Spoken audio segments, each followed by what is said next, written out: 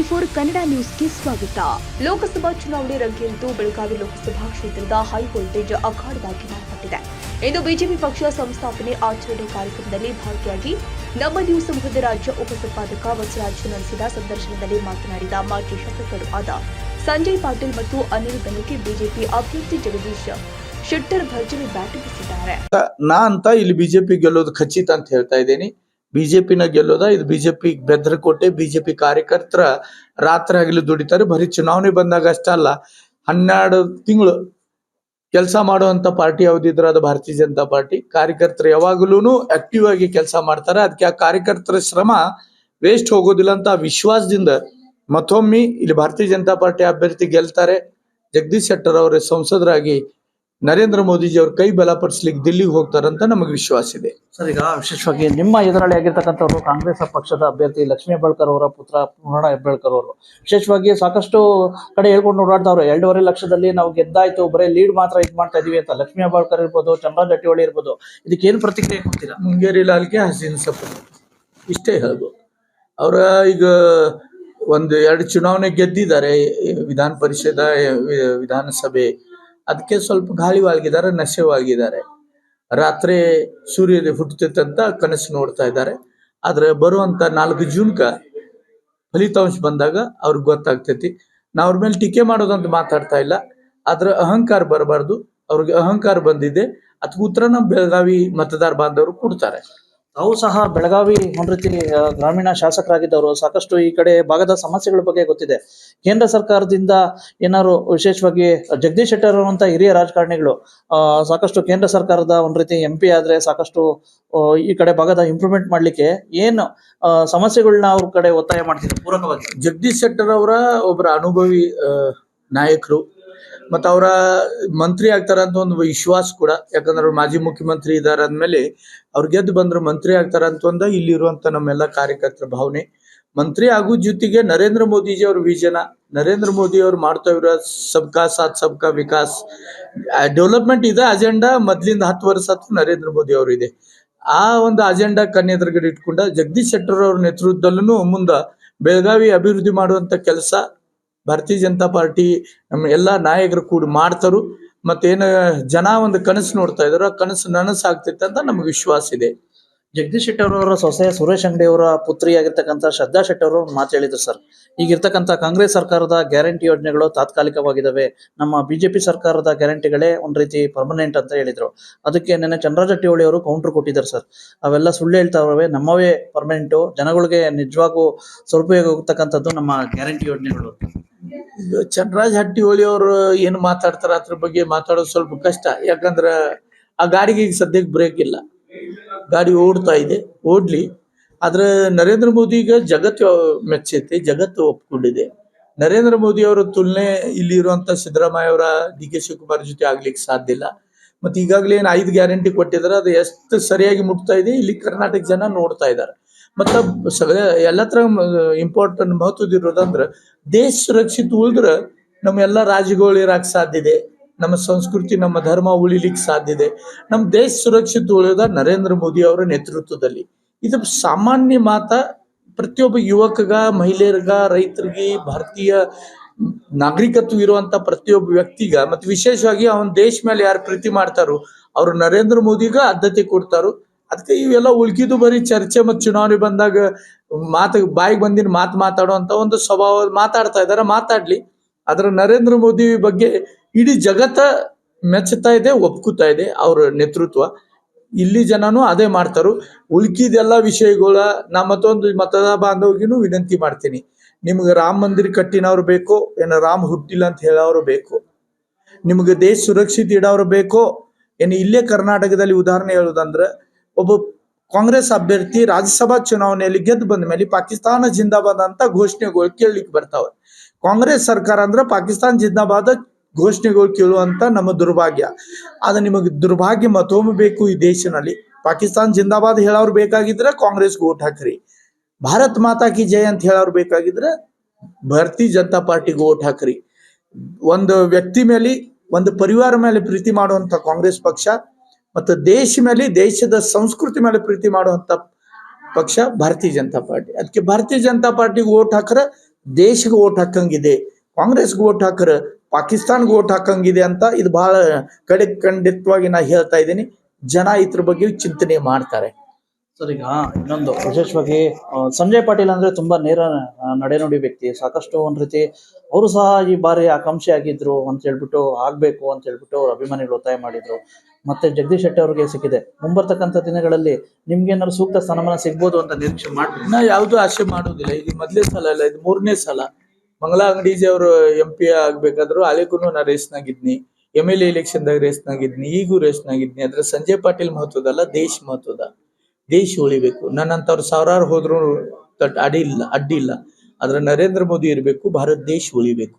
ನನ್ನ ಸಲಾಗ ಭಾರತೀಯ ಜನತಾ ಪಾರ್ಟಿ ಇಲ್ಲ. ನನಗೂ ಎಲ್ಲ ಶಿಖರನ ಭಾರತೀಯ ಜನತಾ ಪಾರ್ಟಿ ಅಂತ ನಾ ಭಾವಿಸೋದಿಲ್ಲ. ಮತ್ ದೇಶ ಸ್ವತಂತ್ರ ಆದಾಗ ನಾವು ಯಾರೂ ಇಲ್ಲಾಗಿದ್ದು, ದೇಶಕ್ಕೆ ನಾವು ಏನೂ ಕೊಟ್ಟಿಲ್ಲ. ಈಗ ಅದು ಕೊಡುವಂತ ಅವಕಾಶ ದೇವ್ರು ನಮ್ಗೆ ಕೊಟ್ಟಿದ್ದಾನ.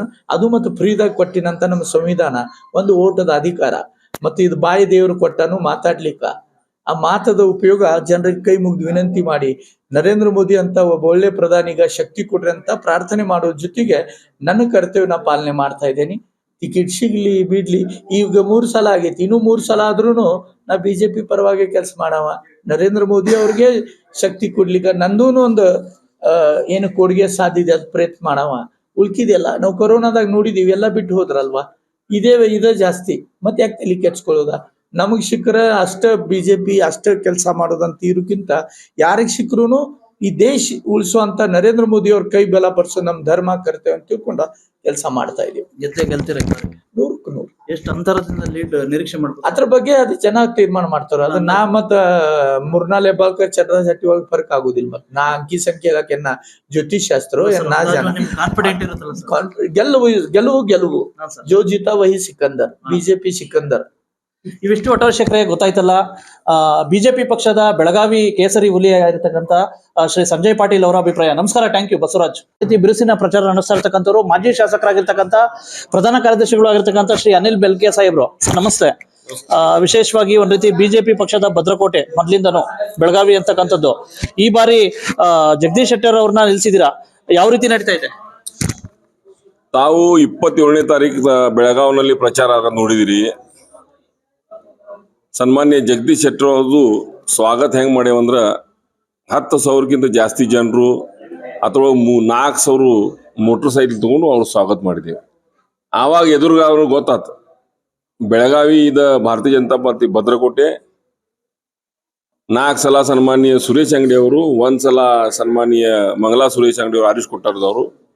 ಇಲ್ಲಿ ಯಾವುದೂ ಪರಿಸ್ಥಿತಿ ಕಾಂಗ್ರೆಸ್ದ ಹೆಸರೇ ಇಲ್ಲ. ಹಿಂಗಾಗಿ ಆವಾಗ ನಾವು ಅಂಜಿ ಬಿಟ್ಟಿದ್ದಾರೆ. ಬೆಳಗಾವಿ ಲೋಕಸಭಾ ಕ್ಷೇತ್ರ ಇದು ಭಾರತೀಯ ಜನತಾ ಪಾರ್ಟಿ ಬಾಲ್ಯಕ್ಕಿಲ್ಲ ಅಂತೇವೆ.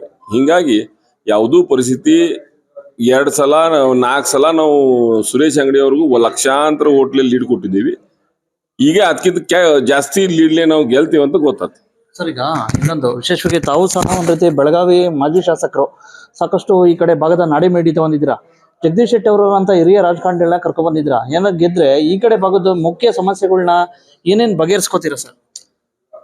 ಬೆಳಗಾವಿನಲ್ಲಿ ಹಂಗೆ ನೋಡಿದ್ರೆ ದೊಡ್ಡ ಸಮಸ್ಯೆಗಳು ಅದಾವ. ಒಂದಂದ್ರ ನಮ್ಗೆ ಇಂಟರ್ನ್ಯಾಷನಲ್ ಏರ್ಪೋರ್ಟ್ ಆಗಬೇಕು, ಇಲ್ಲಿ ಇಂಡಸ್ಟ್ರಿಯಲ್ ಹಬ್ ಆಗಬೇಕು, Belagavi to Hubballi Dharwad railway track ಆಗಬೇಕು. ಅದಕ್ಕೆ ಸನ್ಮಾನ್ಯ ಮಂಗಲಾ ಸುರೇಶ್ ಅಂಗಡಿ ಈಗಾಗಲೇ ಪ್ರಯತ್ನ ಮಾಡಿದಾರು, ಜೊತೆ ಕಡಾಡಿ ಅವರು ಪ್ರಯತ್ನ ಮಾಡಿದಾರು. ಹಿಂಗಾಗಿ ಈಗ ಜಗದೀಶ್ ಶೆಟ್ಟರು ಯಾವಾಗ ಆರಿಸಿ ಬರ್ತಾರೋ ಒಳ್ಳೆ ಆದ ಇದು ಒಂದು ರೈಲ್ವೆ ಟ್ರ್ಯಾಕು, ಇಂಟರ್ನ್ಯಾಷನಲ್ ಏರ್ಪೋರ್ಟ್ ಇರಲಿ, ಇಂಡಸ್ಟ್ರಿಯಲ್ ಹಬ್ ಇರಲಿ, ಇಂಥ ಬಹಳಷ್ಟು ಇನ್ನೂ ರೈಲ್ವೆ ಗೇಟ್ ಮೇಲೆ ಓವರ್ ಬ್ರಿಡ್ಜ್ ಆಗ್ಬೇಕಾಗ್ಯಾವ. ಎಲ್ಲ ಕೆಲಸವನ್ನು ಪೆಂಡಿಂಗ್ ಅದಾವ. ಅವು ಎಲ್ಲ ಕೆಲಸವನ್ನು ಅವ್ರು ಮಾಡ್ತಾರಂತ ನನ್ಗೆ ಭರವಸೆ ಅದ. ಈಗ ನಿಮ್ಮ ಎದುರಾಳಿ ಈಗ ವಿಶೇಷವಾಗಿ ಲಕ್ಷ್ಮೀ ಹೆಬ್ಬಾಳ್ಕರ್ ಅವರ ಪುತ್ರ ಆಗಿರ್ತಕ್ಕಂಥ ಮೃಣಾಲ್ ಹೆಬ್ಬಾಳ್ಕರ್ ಅವರು ಸಾಕಷ್ಟು ಒಂದ್ ರೀತಿ ಅವರು ಸಹ ಒಂದ್ ರೀತಿ ಈಗ ಆಲ್ರೆಡಿ ಗೆದ್ದಾಗಿದೆ, ಲೀಡ್ ಮಾತ್ರ ಎಣಿಕೆ ಮಾಡ್ತಾ ಇದೀವಿ ಅಂತಕ್ಕಂಥದ್ದು ಇದು ಮಾಡ್ತಾವ್ರೆ. ವಿಶೇಷವಾಗಿ ಇದಕ್ಕೆ ಏನ್ ಪ್ರತಿಕ್ರಿಯೆ ಕೊಡ್ತೀರಾ ಸರ್? ನೋಡ್ರಿ, ಸನ್ಮಾನ್ಯ ಜಗದೀಶ್ ಶೆಟ್ಟರ್ ಅವರು ಬಹಳ ಹಳೆಯ ಮತ್ತು ಹಿರಿಯರು, ಬಹಳಷ್ಟು ದೊಡ್ಡ ಅನುಭವಿ. 6 ಸಲ ಶಾಸಕರು, ಈ ನಾಡಿಂದ ಮುಖ್ಯಮಂತ್ರಿಗಳು, ವಿರೋಧಿ ಪಕ್ಷ ನಾಯಕರು, ಸಭಾ ಅಧ್ಯಕ್ಷರು, ಪಾರ್ಟಿ ಅಧ್ಯಕ್ಷರು, ಇಂಥ ಒಳ್ಳೆ ಅಡ್ಮಿನಿಸ್ಟ್ರೇಟಿವ್ ಅನುಭವ ಐತ, ರಾಜಕೀಯ ಅನುಭವ ಅದ. ಪಾರ್ಲಿಮೆಂಟ್ನಾಗ ಹೋಗಿ ಕೂತ್ರೆ ಇಲ್ಲಿ ಕೆಲಸ ಆಗುದಿಲ್ಲ. ಇನ್ನೊಂದು ಸರ್ಕಾರ ಬರೋದು ಮೋದಿ ಅವ್ರದ್ದು ಪಕ್ಕ. ಕೆಲಸ ಯಾರು ಮಾಡಬೇಕು? BJP ಸಾಂಸದ ಬಂದ್ ಮಾಡಬೇಕು. ಇವ್ರ ಕೈಲಿ ಏನೂ ಆಗುದಿಲ್ಲ, ಎಲ್ಲರಿಗೂ ಗೊತ್ತದ. ಲಾಸ್ಟ್ ಟೈಮ್ 50 ದಾಟಿಲ್ಲ, ಇವತ್ತು 25 ದಾಟುದಿಲ್ಲ. ಆ ಮಟ್ಟಕ್ಕೆ ಕಾಂಗ್ರೆಸ್ ಬಂದಾಗ ಈ ಬಗ್ಗೆ ಯಾರು ಚರ್ಚಾನೇ ಇಲ್ಲ ಸದ್ಯ ಕಾಂಗ್ರೆಸ್ ಬಗ್ಗೆ. ಮೋದಿ ಮೋದಿ ಮೋದಿ. ಗ್ಯಾರಂಟಿ ಅಂತಕ್ಕಂಥ ಘೋಷಣೆಗಳಡಿ ಈಗ 2023 ಚುನಾವಣೆಯಲ್ಲಿ ಸಾಕಷ್ಟು ಕಾಂಗ್ರೆಸ್ ಸರ್ಕಾರ ಅಧಿಕಾರಕ್ಕೆ ಬಂತು. ಇಂತಹ ಸಂದರ್ಭದಲ್ಲಿ ಈ ಬಾರಿ ಸಹ ಗ್ಯಾರಂಟಿ ಅಜೆಂಡಾಗಳನ್ನೇ ತಗೊಂಡು ಕಾಂಗ್ರೆಸ್ ಸರ್ಕಾರ ಹೋಗ್ತಾ ಇದೆ. ಅದಕ್ಕೆ ನಿಮ್ಮ ಅಜೆಂಡಾಗಳು ಏನು ಸರ್? ನೋಡ್ರಿ, ಎಲ್ಲಾ ವಿಡಿಯೋ ವೈರಲ್ ನೀವು ನೋಡತ್ತೀರಿ. ನೀವು ಎಲ್ಲಾ ವಿಡಿಯೋ ವೈರಲ್ ಏನೇನಾಗತ್ತಾವು, ಜನರು ಏನ್ ಹೇಳ್ತಾರಂದ್ರ ಅವೇನ್ ಗ್ಯಾರಂಟಿಗಳು ಇನ್ನೂ ತನಕ ಯಾರು ತನಕ 50% ತನಕ ಮುಟ್ಟಿಲ್ಲ. ಟೆಕ್ನಿಕಲ್ ಫಾಲ್ಟ್ ಅಂತ ಹೇಳ್ತಾರ, ಎಲ್ಲ ಸುಳ್ಳು. ಇವ್ರ ಕಡೆ ದುಡ್ಡಿಲ್ಲ. ಬೆಂಗಳೂರಿನಾಗ ಹೋಗಿ ಅಲ್ಲಿ ಕೂತು ಅದು ಬಟನ್ ಒಂದು ಪ್ರೆಸ್ ಮಾಡಿದ್ರೆ ಟೆಕ್ನಿಕಲ್ ಫಾಲ್ಟ್ ಶುರು ಆಗ್ತಾವ.